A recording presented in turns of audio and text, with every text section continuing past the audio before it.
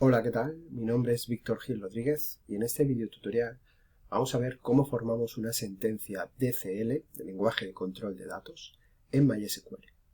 Por un lado tenemos la operación principal, seguida del elemento sobre el que va a actuar.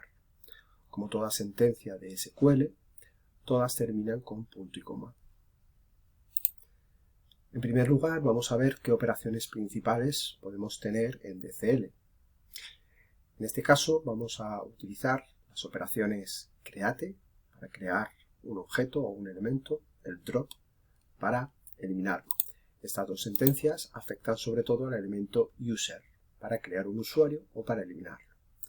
Asimismo, cuando tengamos un usuario creado, podremos garantizarle o darle permisos con grant, el operador o la operación principal, o revoque para eliminarlos o quitarle, revocar permisos a dicho usuario. ¿Qué operaciones podemos hacer con el elemento user? Como hemos dicho antes, podemos hacer un create.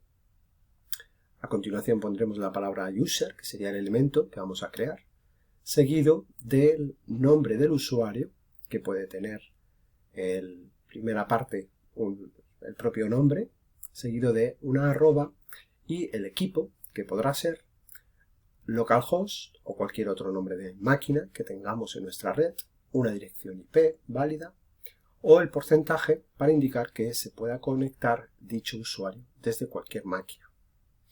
Seguidamente, después del nombre del usuario, pondremos identified by para proporcionar la contraseña que ese usuario utilizará para conectarse.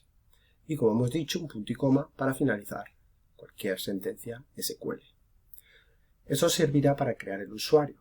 Si queremos borrarlo, es mucho más sencillo. Simplemente tendremos que poner la operación drop, seguida del elemento al que afecta, user, y por último, nom-usuario. Como ejemplos, podemos ver cómo crear un usuario, en este caso con su nombre, un usuario, y le estamos indicando con el porcentaje que podrá conectarse desde cualquier máquina. ¿Cómo se identificará ese usuario o con qué contraseña? Pues en la cláusula identified by pondremos, entrecomillado, la contraseña que utilizará ese usuario. Si creamos otro usuario, también con la sentencia createUser, con otro nombre, en este caso le estamos indicando que solo se va a poder conectar con localhost en su propio equipo, no en otro, y su contraseña identified by su cadena de texto. Por último, para saber borrar los usuarios que hemos generado o creado anteriormente, utilizaremos, como hemos visto, la operación drop user, simplemente seguido del nombre del usuario. También podremos indicar el nombre del usuario junto con la máquina o máquinas de la que vamos a conectarnos. Una vez tenemos creados los usuarios, podemos garantizar o revocar permisos. Garantizar es proporcionar permisos a un usuario. Bien, ¿cómo podemos conceder, como digo, o revocar permisos a estos usuarios? Para poderse acordar de estas sentencias, lo bueno será que tenemos que ver qué tipos de permisos podemos darle a los usuarios. Bien, los permisos pueden ser, si escribimos la palabra all, en inglés, all, si son todos, o por ejemplo, si queremos conceder determinados permisos, como por ejemplo, que son las operaciones básicas que veremos a continuación en las siguientes unidades del lenguaje de manipulación de datos, como son select, para seleccionar, delete, update o insert. Bien, cualquiera de estas cuatro operaciones podremos ponerla donde está la palabra permisos para darle esos permisos en concreto. Tanto la palabra grant o la operación grant como revoke, fijaos que tenemos la misma sintaxis prácticamente al inicio, porque después del grant o del revoke diremos qué permisos se le dan o se le quitan. Siempre pondremos la palabra reservada on, seguido del objeto. Un nombre de objeto puede ser tanto una tabla como la propia base de datos completa. Si ponemos aquí el nombre de una base de datos, le estamos diciendo que le conceda o le garantice los permisos que estamos diciendo aquí en este objeto, es decir, en todas las tablas de la base de datos. Si solo ponemos el nombre de una tabla, lo que le estaremos diciendo es que le conceda los permisos que indicamos en solamente una de las tablas.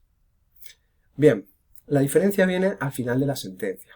Cuando nosotros concedemos permisos, tenemos que poner a quién se lo estamos dando, el to. Le pondremos un to en inglés para indicar a continuación el nombre del usuario a quien le estamos proporcionando estos permisos en este objeto. Y la diferencia, como digo, sería con el revoke en la parte final, donde cuando queremos quitar permisos en un objeto, en vez de decir el to, le indicaremos from, desde o de. Le vamos a quitar tales permisos en tal objeto desde o de este usuario. Entonces la diferencia viene que con grant vamos a poner siempre to y con revoke vamos a poner siempre from.